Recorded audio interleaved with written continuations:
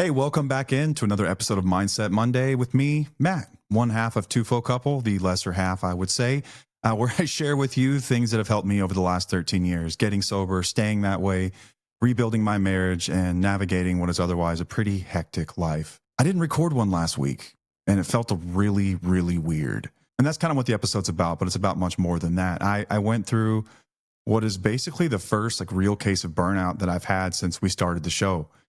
And it was on the heels of a trip that I took with some good friends of mine. These guys that I've known basically my entire life. We get away 3 days a year. We've done this for many years. We drive down to the Texas coast and we fish and we hang out and we catch up.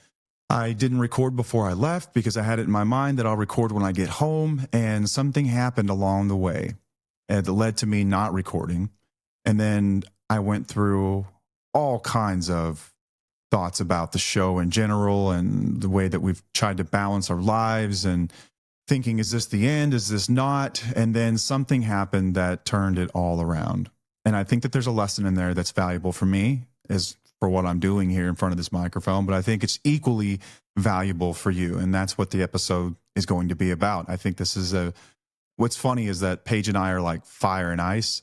Her episode, I think on Friday, was about how to know when to pause. And this is about the opposite of that. This is about how to know when to continue. And she's going to hear this and she's going to be like, what the hell? Are you trying to make me look bad? Why would you record that and put that out right after I just released episode? This is just us, man. This is just how we roll. We are complete opposites in so many ways. But this is how I roll. And this is what's helped me. And so that's what these episodes are about. And I think that they're really, really helpful if you're someone like me who's in recovery, because you don't get a lot of rest. You don't get a lot of breaks, but I think just as much for spouses and partners too, how to push through. And when you do it, how to keep your mind in one piece as you're going through it.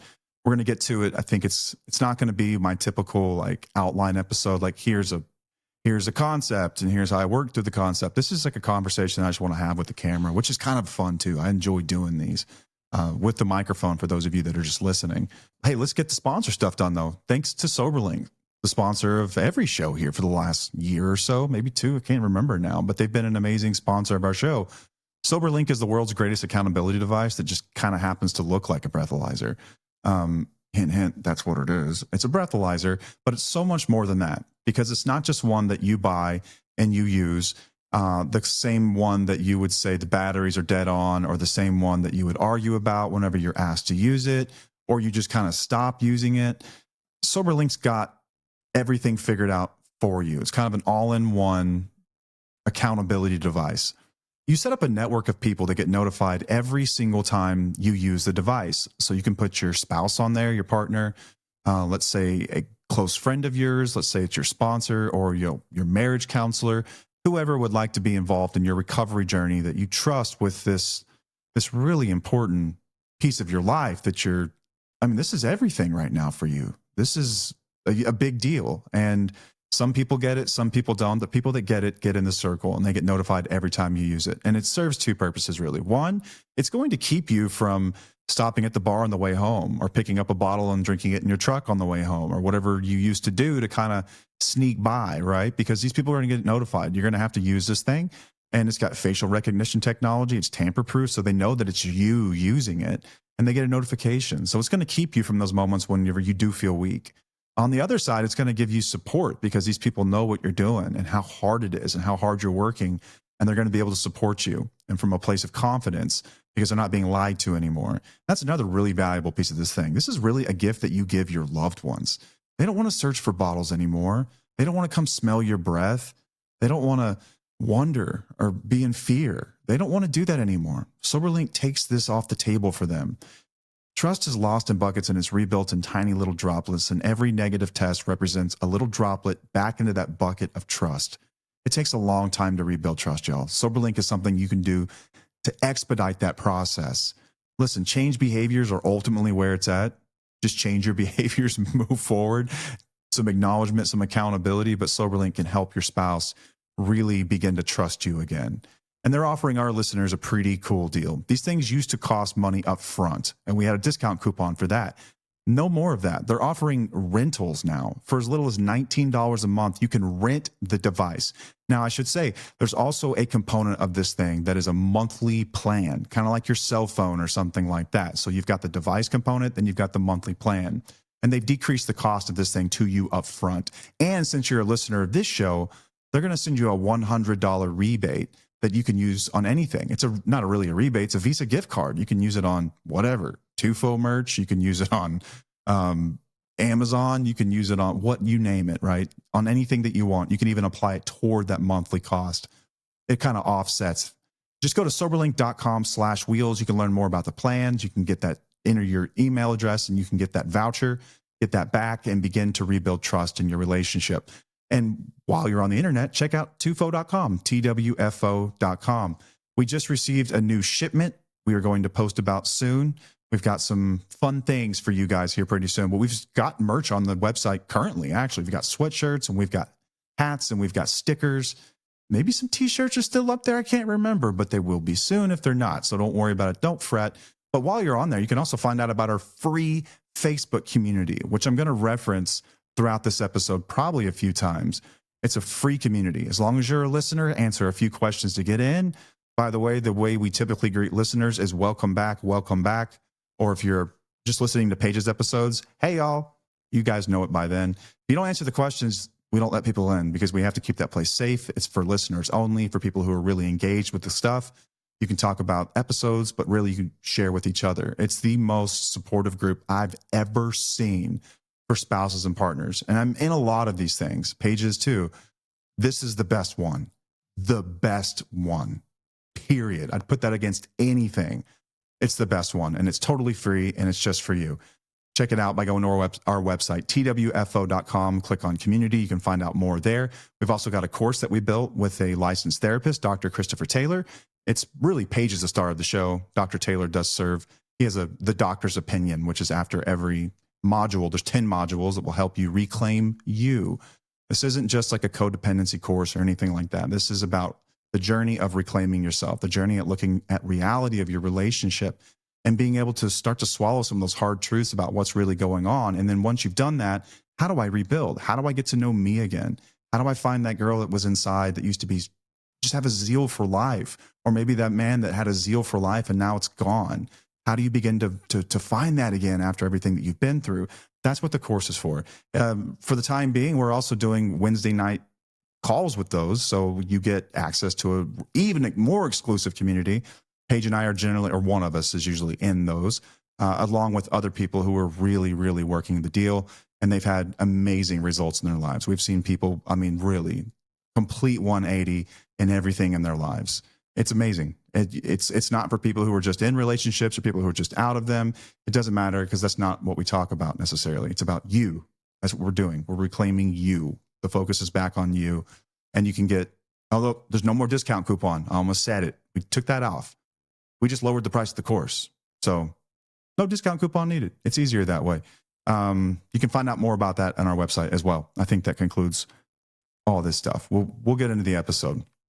I think what this is at 30,000 feet, this is, you ever hit that wall in life where you just feel like, what's the point? Like you're showing up, you're doing the work, you're putting in effort, but sometimes it feels like nothing's clicking and nothing's changing. I'm sure you do. I've felt that way more times than I can possibly count. I felt this way before I went to treatment. I felt this way at times even after that, where you're doing so much, you're putting in so much effort, and you're changing internally so much in a short period of time, but it takes a while for your external world to change. And when you don't have that feedback from the external world, it makes it even harder to continue on the path.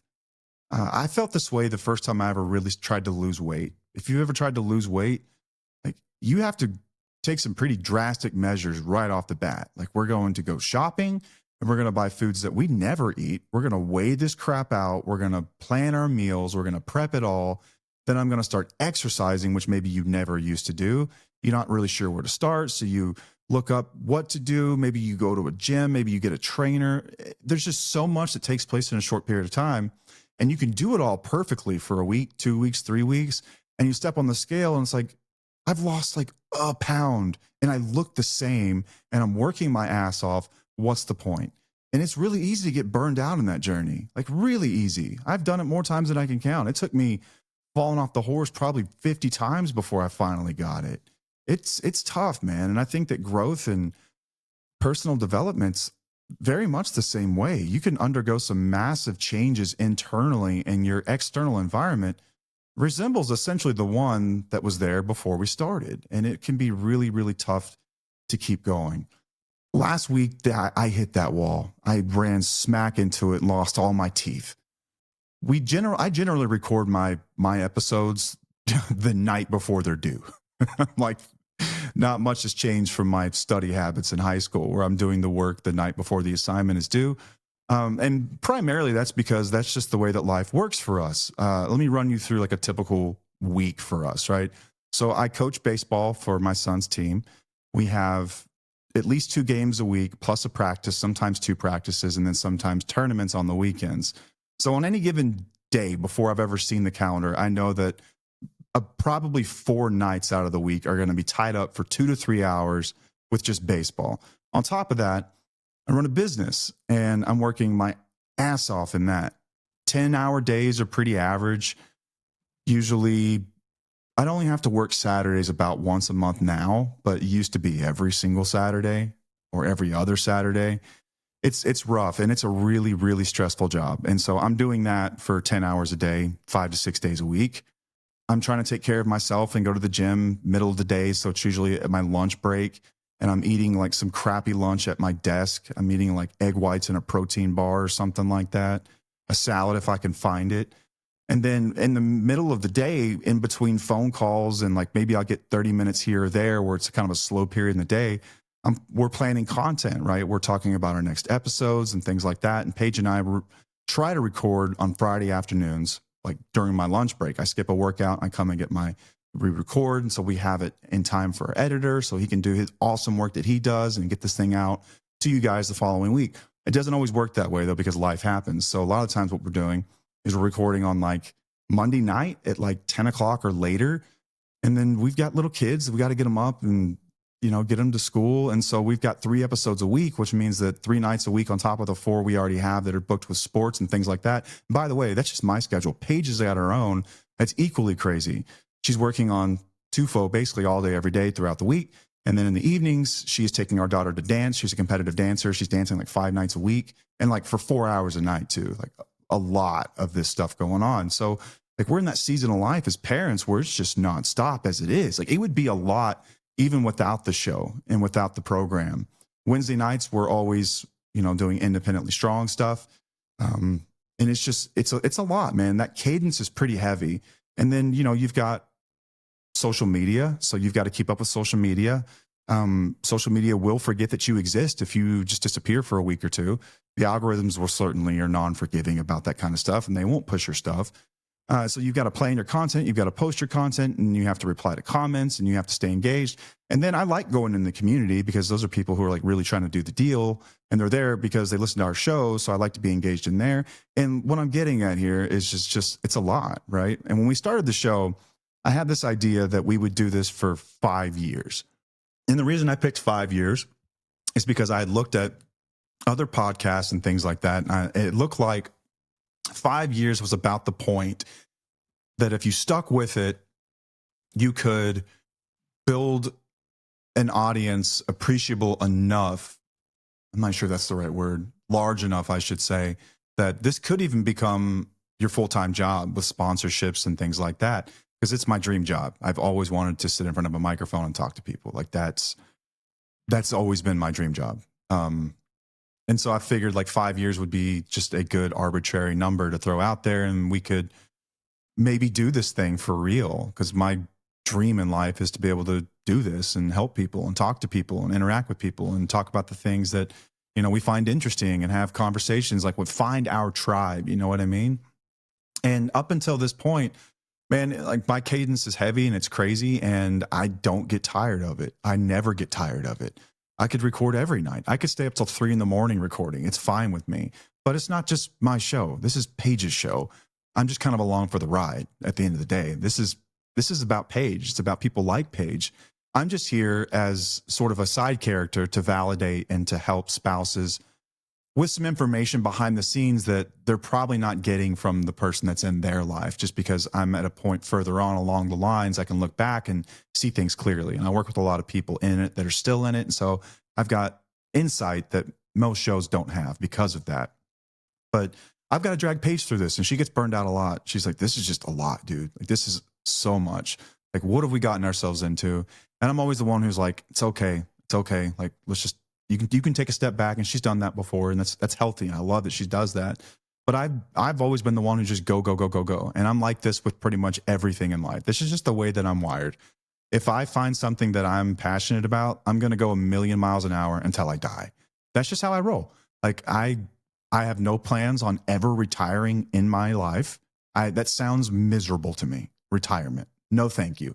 I will be working on something or in something until the day I die. I'll die at my desk probably, and I'll be happy. That's the way that I'm wired. When it comes to like exercise and working out, it's just go, go, go, go, go. When it comes to work, it's go, go, go, go, go. When it came to the show, it's go nonstop. I went on this trip with my friends. We went down to the Texas coast. We've done every year. I didn't record before I left and didn't think too much of it because I would get home Sunday late. I would record it. I'd edit it. I'd publish it. We'd be good to go.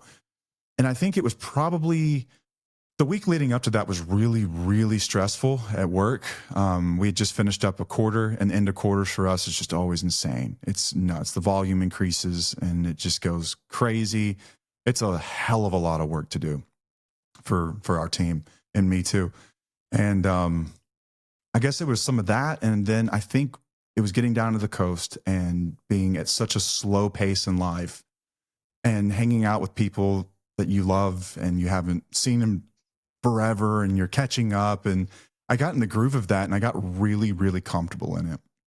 And I had this thought like, man, this is really nice. Like, it's really nice to not post anything. It's really nice to not have to think about anything. It's nice to just exist, you know, like we work in recovery so that we can get our lives back, not so that recovery is our entire life. Now, I do think that early on, it needs to be your life. I think it needs to be a huge, massive part of your life because you have to cement those new habits over your old ones. And then I found balance as time went on, but I'm talking years in, like 3 to 5 years is when I started to find balance. The first 3 years, ask Paige, I was gung-ho as anyone could possibly be about it. And then I sort of dial it back as I'm comfortable slowly. And then I'm at a point now where it's like I found balance and I'm good, but it took me an effing decade to do it, right? But with the show, I've never done that. We're still in that early period.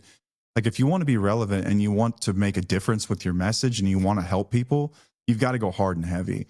But being down there with those guys, man, it was like, I kind of like this. I like not having to think about stuff. I like not having to worry about it. I like not having to post. And I started to have this thought like, man, maybe we're at a point with the show where that's all we've got to say. Like, maybe this is the point at which we sort of tap out. I was listening to my feelings about it and I'm like, you know, you never get tired. And if you're tired, that means something. And maybe are you doing this for you now? Or are you doing it for other people? Because if you're doing it for you, that's the wrong reason. I think some of it's about us, sure, but because it's our lives, you know, but a lot of it is about other people. In the beginning, it was, we wanted to put out a message into the world that we thought could be helpful to others. It wasn't, we've never been like an influencer type couple. It's like, oh, look at us. Like, no, not us at all, man. It's always been about how what we learned could benefit other people. And we share that stuff and we give our insights and our thoughts and our experience. And we hope that it helps people. And we think it does.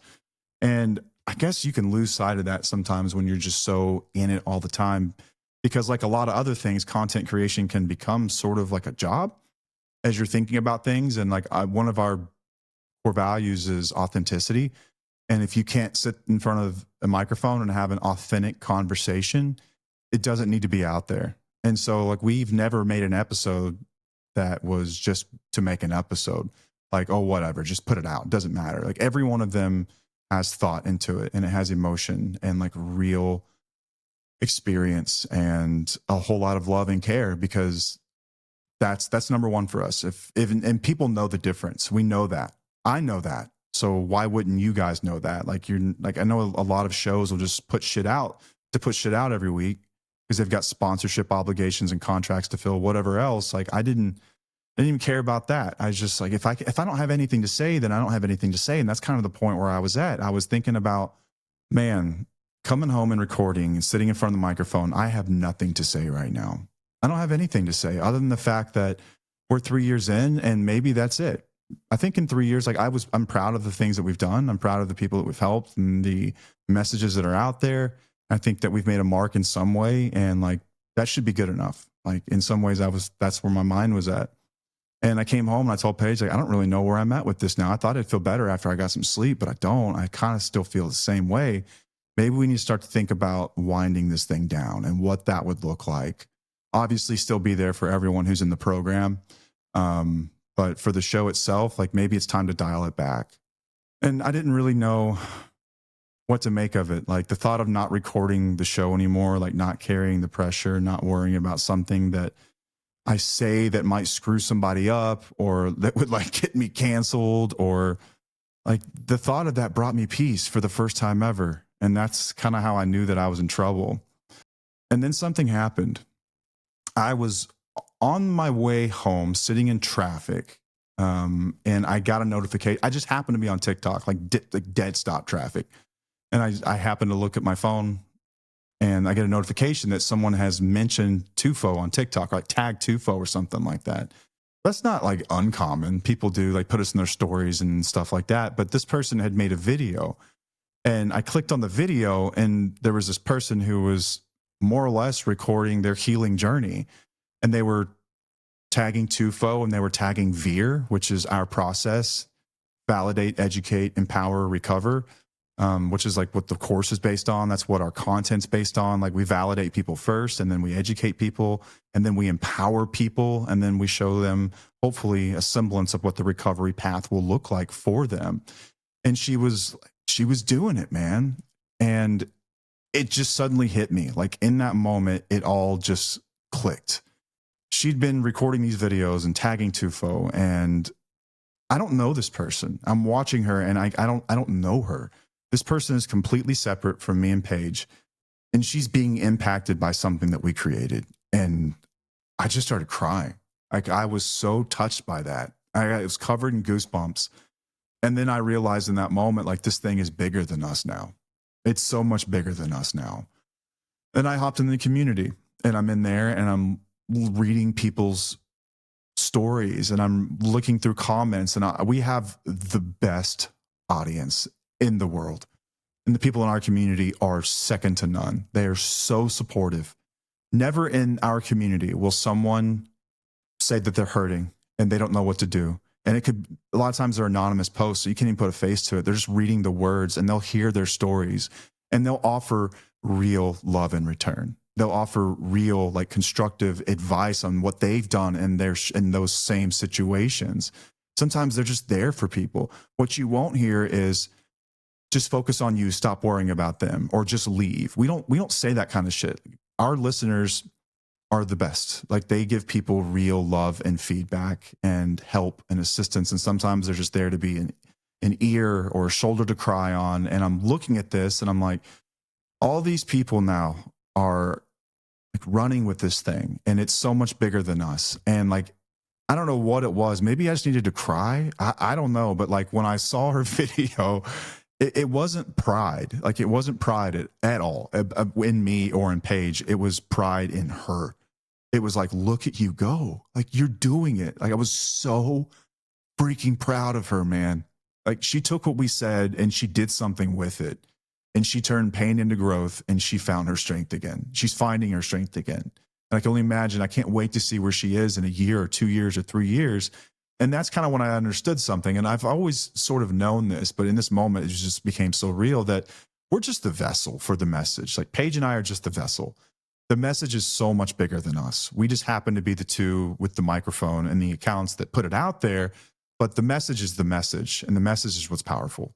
It could have come through anybody. It just happened to come through us. And that's a responsibility. That's a massive responsibility, because when you create something that helps other people, you become part of their story, whether you mean to or not. And they become part of yours. And that's what I want you all to know, whoever's listening to this, is like, you guys are such a part of our story now too.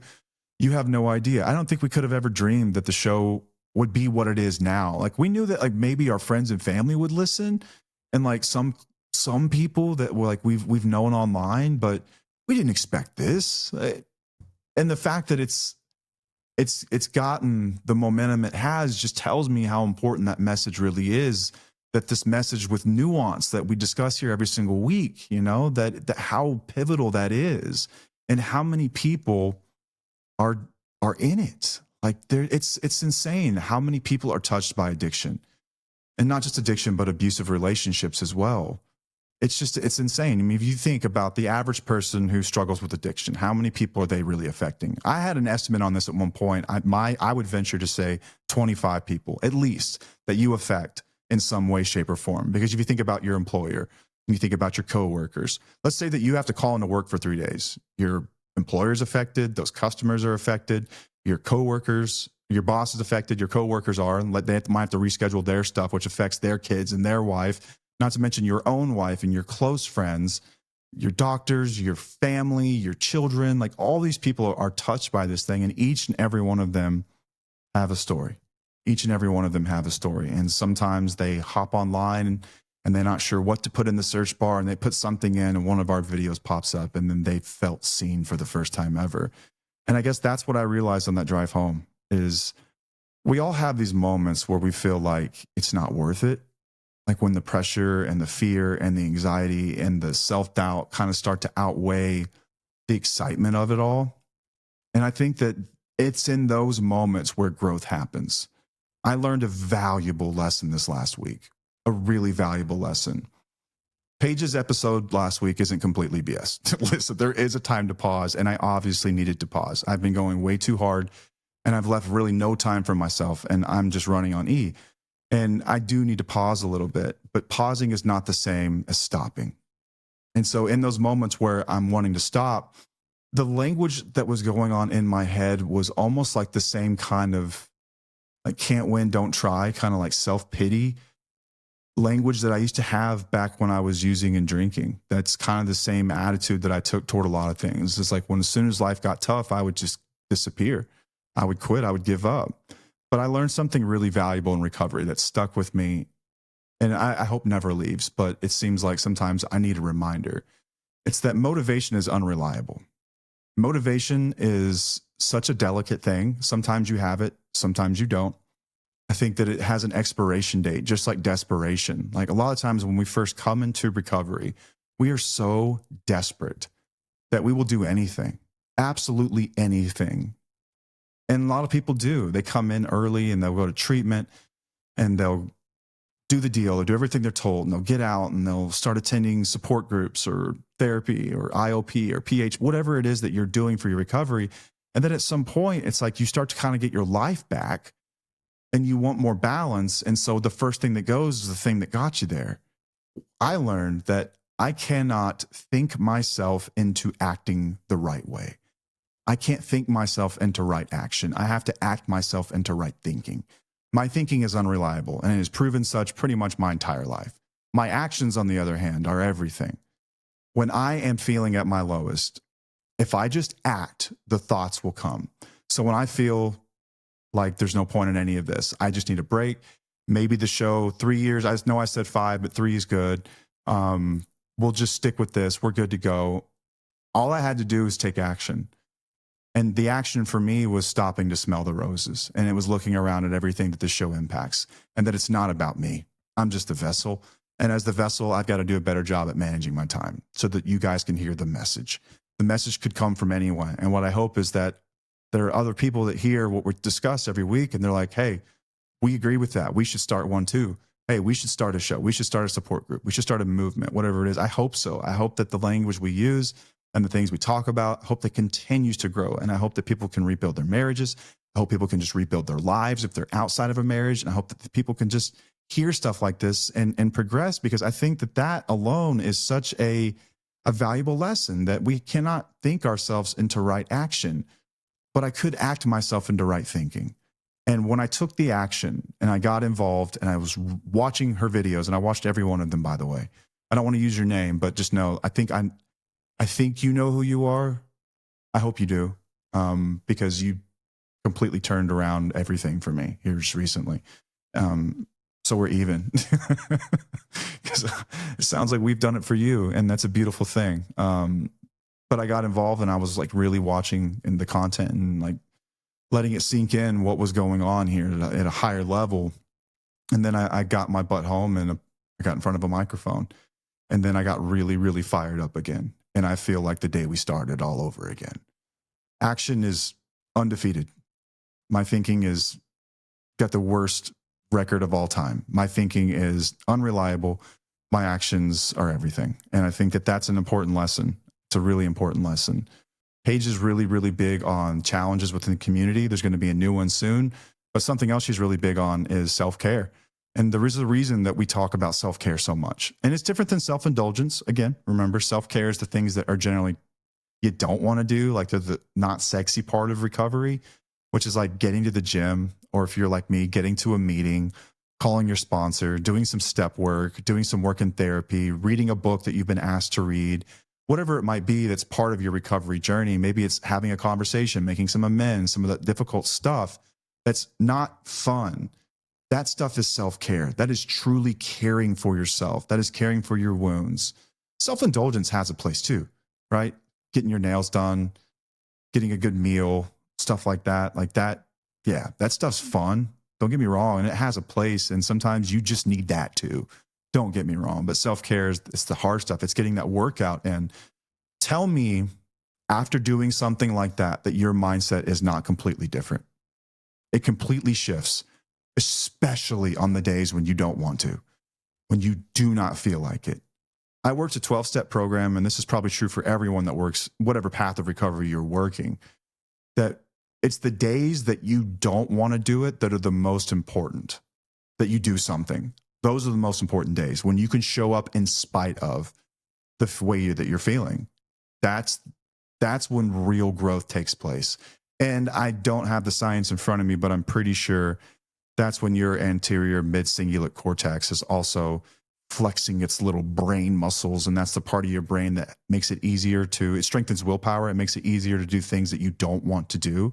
And so over time, you're actually doing yourself a favor because you're instilling that habit and you're making it easier to do hard things. You act your way into feeling better, not the other way around. I think that's what I'm trying to get at here. And like when you think about quitting and your mind says this isn't worth it anymore, I think that that's usually the threshold kind of between where you are now and who you're supposed to become. And that's a really painful place to be. It's a really, really painful place to be, y'all. I've talked to a lot of people here in the last couple of weeks that are trying to rebuild their marriage. I'm talking about guys who are trying to get sober, and there's so much that you're staring in the face, and there's so much to fix, and you're not really sure where to start. And it can get so overwhelming that you think to yourself, what's the point? Like there's not even a point to any of this. Like it's useless. I've screwed it up too bad. Man, we've got to get rid of that thinking. We've got to get rid of that kind of thinking. I am a firm believer that there's nothing that can't be fixed. And maybe that doesn't mean that your marriage makes it out. Don't get me wrong. I'm not saying that like there is such thing as a total relationship. Don't get me wrong, but fixed in the sense that you can have an amicable relationship with somebody, that you can still be a really, really good parent, that you can be an amazing employee or boss or whatever you're doing for your professional work, and that you can't be someone that other people admire and look up to. Like I think that something that makes everyone who listens to this show very unique is that when you begin to work on your recovery and you really become someone who's doing the deal, you gain experience that is possibly the most valuable thing in the entire world to people who are outside of it, to people looking in, to the next person that's struggling in their marriage and doesn't know what they should do next. You've got experience that could save their life, to get them out of an abusive situation, to get them to safety, to give them the peace to know that it's okay to walk away sometimes. And on the other side of that, if you're someone like me, your recovery journey is going to inspire somebody else. Like we are in such a unique position to be helpful to other people. And I'm telling you right now, there is no better feeling in the entire world than being able to help somebody else in this world. There's just not, man, there's not. There's something so pure about that connection when you're giving something to somebody else for nothing, right? This isn't, we're not charging people to sit with them at a coffee shop and talk to them about their life and where it is, and you sharing your experience and they share theirs back. That's just fuck, that's the best thing in the world. That's just that good old fashioned human connection, man. And being in recovery, you have such a unique opportunity to be useful to people and to the world and like pack good into the world. And for everything going on in the world right now that's awful, like what a beautiful thing to think that you could be a vessel for something beautiful. And through all this, there could be something so amazing that grows from it. So beautiful. If you go to our website, there's like a little plant growing through concrete. And that was kind of the imagery I wanted to get through when we were making the site, was like something beautiful that comes from something rotten. Like this situation that we thought would be the end of it for us becomes something that is just so powerful and amazing. And I think it's an amazing opportunity for everyone that listens to the show, because if you're a spouse or partner, man, there's not a whole lot of information for people who are struggling. There's just not. Like I had someone reach out this week. Friend of a family had someone in their life that they had met that was really struggling, and they got them in touch with the show, with the episodes and things like that. And I actually spoke personally with the person that's struggling with the addiction, and like was able to spend time with this person and give them some hope that you can get better. I promise you, like it's a guarantee you can get better. I'm not even bullshitting you. It's not even like a small chance. Like if you did what I did, I promise you it's going to be okay. Like you're going to be okay at the very least. And there's no telling, like I can't guarantee people's marriages work out, but you're going to be okay. Call me naive. I don't know, man. I'm just like, I am a believer in the human ability and capacity to change when we put our minds to it. And that goes the same for people in addiction as it does for spouses and partners. It really does, man. Like there's no rule in the rule book that says you have to wake up tomorrow and be the same person that you were today. And I live with that hope forever. I wake up every morning. Man, I'm like a little kid. Like it was chilly outside this morning. It was like in the 50s. And I woke up and I was like a little dog with the zoomies. Dude, I'm bouncing around the house. Like I'm so excited about the day. Like I cannot wait to get going. Like who can I help today? What can I do? Like what can I experience? Like, dude, I live for this shit. Like I really do. Like I get so fired up every time I get up in the morning and I've got a chance. Like as long as I've still got a heartbeat, there's a chance. And I hope that you feel the same way. I hope that if there's anything you gain from me before I leave this planet, it's that very thing, that it's not all lost in some shape or form. It may not be the way we wanted it to look, guys. I got to be completely honest about that. It's about reframing hope sometimes. And I have heard from more people than I can possibly count that came to the show, like they found the show, they found the community, and they had one outcome in mind because they saw Paige and I, and they're like, holy shit, these people made it. And if we listen, we can make it too. And some people do, but most people don't. I just need to be honest with you about that. But that was their outcome that they had in their mind. And over the course of years of being in there and listening and processing through all this stuff, they reframed their hope. And they saw that the chances of this person in their life changing to the point that would allow that relationship to continue were basically 0%. And they were able to reframe hope, and they are happier than they've ever been in their entire life. They're sad in some ways, right? You carry that on your heart. That's a chapter in your life that you wish would have ended differently, but the book has to continue. There are new chapters to be written, and that's beautiful. And I think that this is going to sound crazy if you're a partner or a spouse listening to the show, but when I first got sober, I kind of felt the same way. And anyone who's ever been addicted to something probably feels this. There's a bit of a mourning period whenever you think about getting sober and when you first get sober. For as rough as that old life was, it was still our life. And it wasn't always bad. And the thought that we're having to change and we're never going to experience some of those things anymore is saddening. And I remember feeling that way early on. Like I was mourning the loss of that old life in some ways. Some things that I wasn't going to be able to get to do again. That it was hard, man. It was really hard. But I reframe hope in my own way. And the life I have today, I wouldn't trade for anything. Nothing. But in the beginning, it's okay if it feels dark, it feels bleak, and you are going to want to give up. There are going to be days where you just feel like, you know what, F it. I don't feel like doing this. I'm sick of it. I'm just going to go back to what's comfortable. Stop yourself right there. Try to remember this episode. Remember my voice. You cannot think yourself into right acting. You have to act yourself into right thinking. So what's the next right thing? What is that thing, and do that thing? Maybe that's picking up the phone, that 10,000-pound gorilla of a phone whenever we're struggling and calling someone for help. Hey, man, just calling because I'm struggling and I feel like an idiot and I'm sorry to put you out, but I need someone to talk to. I've done it. I've had people do it to me. And I need you to know something. When someone is answering that phone, you're not putting them out because they get as much from it as you do. That's the beautiful part about this deal for people who are just with no strings attached there for one another. Every time after I get off one of those calls, I've learned something too. It's mutual. You think I'm helping you, but you're helping me. Kind of the same thing with this show. That's what I learned the other day when I saw that video. But when it feels like it's not worth it anymore, try to zoom out.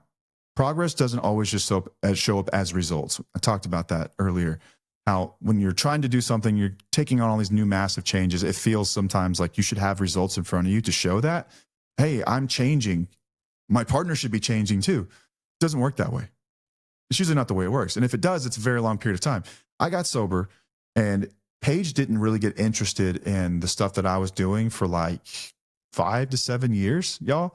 It took a long time. I wanted her to, but it's not my place to tell her how to heal, how to recover. I think that works on the flip side too. As a spouse or partner, if you're working really hard in your own recovery, you kind of side eye them. You're like, are you going to start doing this shit anytime soon? You want those results, right? I think that sometimes the fact that you didn't give up is good enough at the end of the night when you go to bed. I didn't quit today. Whether you're in recovery from addiction or you're recovering as a spouse and you changed a behavior, you responded differently, you focused inward, you were introspective, you took control of your reactions. That's everything.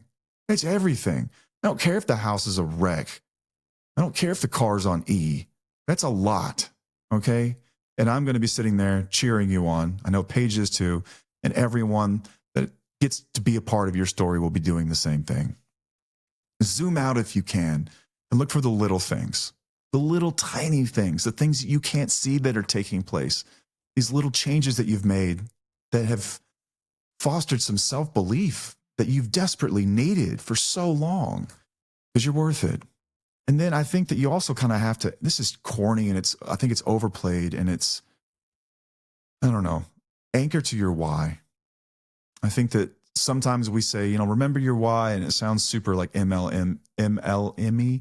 Like, tell us what your why is. Why are you here? What's your story? And everyone's got a unique story and you have a why. And I think that it's become such a cliche, but I hate that they've done that to something that's so powerful. Because there is a why behind it all that is so powerful that drives you every single day. And remember what you said before it got hard, why you were doing this. When we first started this show, we wanted to put a message out in the world that could help other people.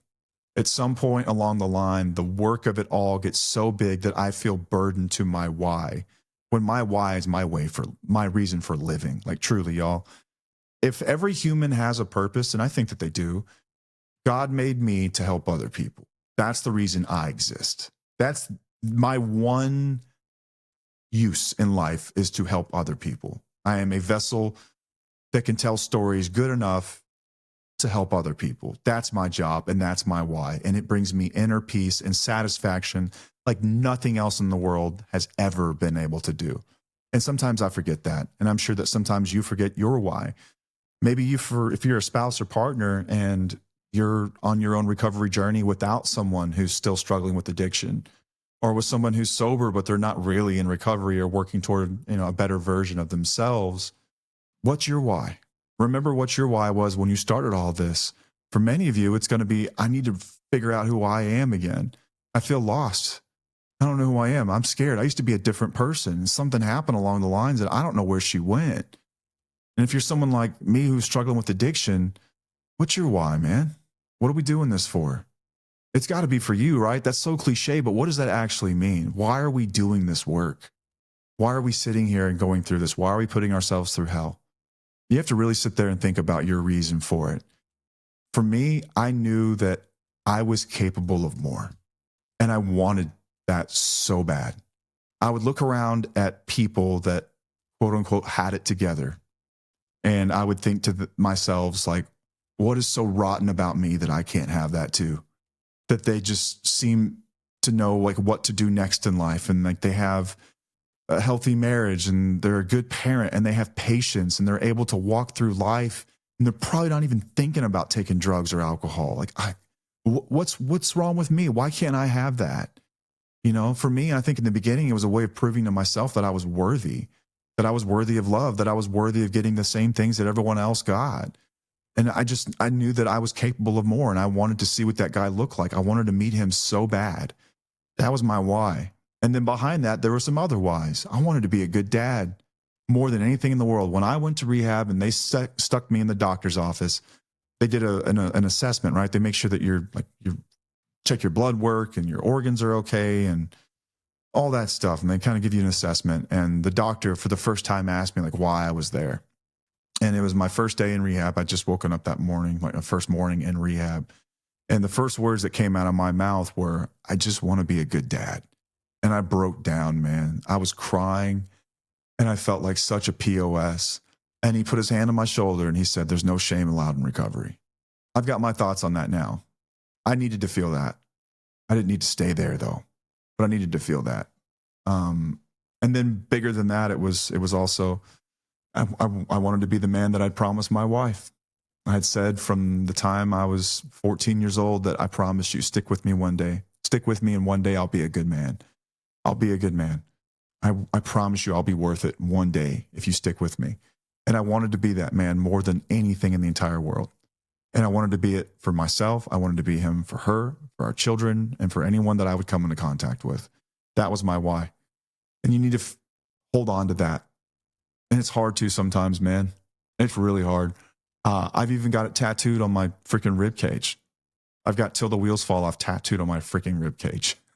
This is long before the show, by the way. And I've got acceptance as the answer on there as well. Those are two of my whys. And even in the midst of all that, like you have to live it. If you're not living it, it will be forgotten, even if it's a tattoo. Habituation will take over and it'll just be like another tree you pass and forget all about on your way to work.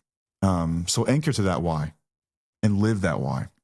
And I think that lastly, you have to take small action anyway.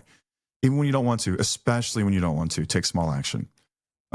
Momentum isn't born out of inspiration. It's born in doing. It's built through consistency. It's doing the work over and over and over. And it starts with the small action. I have never been able to think myself into right action. I've thought myself into frenzies and stress about what I should be doing. But the antidote for anxiety and stress is action. When I take action, I take those things off my plate and my brain no longer has to worry about them. And that's such a simple concept, but it's much easier said than done. So much easier said than done. So I guess you have to ask yourself, like, what if the moment that I want to quit is the moment that I'm finally about to break through? And you'll never know it unless you keep going. You'll never know. And that I don't mean that for like the show. Like, listen, everything the show's accomplished up to this point is beyond my wildest dreams. And if this is all we ever do, I feel like that is a massive success. Massive success. It has touched so many people's lives and it's changed the direction. And that is so much more than we ever wanted. And if we never do this professionally full time, that's okay. That's awesome. We did it. We did it. And so I want to keep doing it. I want to keep touching people's lives. I know that Paige wants to as well. And I've just got to figure out how to balance that better, man. So I guess when I saw that woman's video, something just clicked in me. It was like, she reminded me what we do, like what any of us do when we show up for other people. And it matters so much more than we realize. Man, that really, really touched me. And I don't know why. We've been tagged in more stuff than I can count. I guess it was in that moment, going through what I was going through and seeing that and like realizing like, that's the whole point, isn't it? This is the whole point. And sometimes I almost forgot this was the whole point. There are going to be people that are listening at like 2 a.m. There are going to be people who are driving home in silence, thinking about it or barely holding it together. And they might not know it, but your strength could be the reason that they don't quit either. And so I made a deal with myself in that moment, and I literally said it to the video in my car, all corny like. Uh, I said, I promise that I won't quit if you don't. And so I'm making that promise with you guys. I won't quit if you don't. I'll keep going as long as you do. You keep showing up for you, and I'll keep showing up. And we'll do this thing together. You can pull strength from me, and I'll pull strength from you. And we'll keep moving together. Maybe it doesn't look exactly like this in 5 years or 10 years or whatever, but we'll keep going. And I will keep doing this as long as you do. As long as you're getting something from it, then that's the whole point. And again, like there was so much pride in that moment. It wasn't for me and Paige. It was for her, and it was for every listener. It's for everyone's life that's ever been touched by this thing. I was just so proud of her. She was doing the deal, man. There's a woman somewhere far away that I've never met who is doing something because of something we created, and her life is changing because of it. And like that, I could die a happy man right now. I think I've done what I was set out to do. This is what I was created to do. And that's just amazing. And it was just, I don't know. I needed to be reminded of that, man. And it's good to be back, and it feels great to be in front of a microphone again. We actually went to the state fair today. Let's go off on a tangent for a second. Dude, the state fair is like, me and Paige used to go there all the freaking time. The Texas State Fair, if you're from somewhere else, you guys might have a state fair, but it's nothing like this. This thing is absolutely crazy. It's a 3-week long fair with, if it can be fried, it's for sale fried. Literally Paige had a fried s'more today. I had a funnel cake with mac and cheese in the middle, and it had like the dusting of powdered sugar, and then it had candied pork belly on top of it. Like that's the kind of crap that we have there. But we went to the fair today and walked around forever. My back was wrecked, but it was so much fun, man. Like it's been so long since we've gone because we moved kind of a good ways from Dallas, and Dallas, we live in the DFW area, Dallas, Texas, and the Dallas area has grown like so much in the last 5 years that what used to be like a 30 to 40 minute drive is like an hour and 20, hour 30. And it's just like not even worth it going down there anymore. So we just kind of stay in our bubble up where we're at. And it was awesome, man. But while I was there, I was thinking about like what I'd say this evening whenever I got back to the house, because I had a very similar day. I woke up this morning. I had one of our players reach out and say he needed some extra work at catcher on blocking and throwing. And so I was at the field early working with him, coached from 8 to 10:30, came home, left home at like 11:15, drove straight to Dallas, walked like way more than my doctor would recommend, got home. It's late. It's dark. I don't even know what time it is. It's probably close to midnight. And I'm like enthusiastically in front of the microphone. So I'm back, baby, is what I'm saying. I'm back, and it feels good. It feels really good. So even if I'm still tired, and yeah, I am, I'm grateful. I'm really grateful. I'm grateful for the people who remind me that this work matters. I'm grateful for all of you. I'm grateful for you showing up, because when you show up, it helps me show up.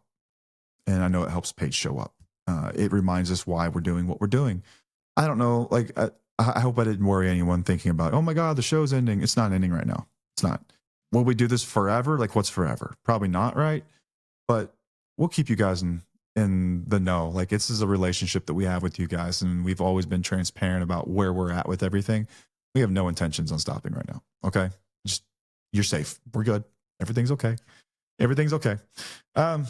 But I'm grateful for every one of you. I guess sometimes the most powerful reminder of purpose doesn't come from some mountaintop moment, right? It comes from someone saying quietly, like, you've helped me. And I know I've seen this transpire in the community more times than I can possibly count. And I know that more wheelies are listening to this, nodding their heads than I could ever imagine, as you're in our Discord or you're in the community and there's someone who's going through it and you're there for them in those moments. And I know that you feel that same sense of purpose that I do, and that same responsibility. And it helps you take a responsibility for your own healing. And it lets you know that what you're doing is important and how important it really is. And I've seen so many friendships develop because of this thing. And such a strong bond between people that will probably last a lifetime. And it's just amazing to think that it all started from a couple of microphones in front of a brick wall in here. It's just freaking nuts. So if you're feeling burned out, if you're feeling uninspired, ready to walk away, just don't do it. I won't, you can't. We made a deal, y'all. I won't, so you can't either. I won't let you quit, and you won't let me. Just pause and breathe and reconnect to your why we're doing this, and then get back up and go again. because if I'm still going, you have to too. And that's all I've got for this week. It's been awesome. I appreciate you guys joining me. Until next time, I'm Matt, and I'll see you.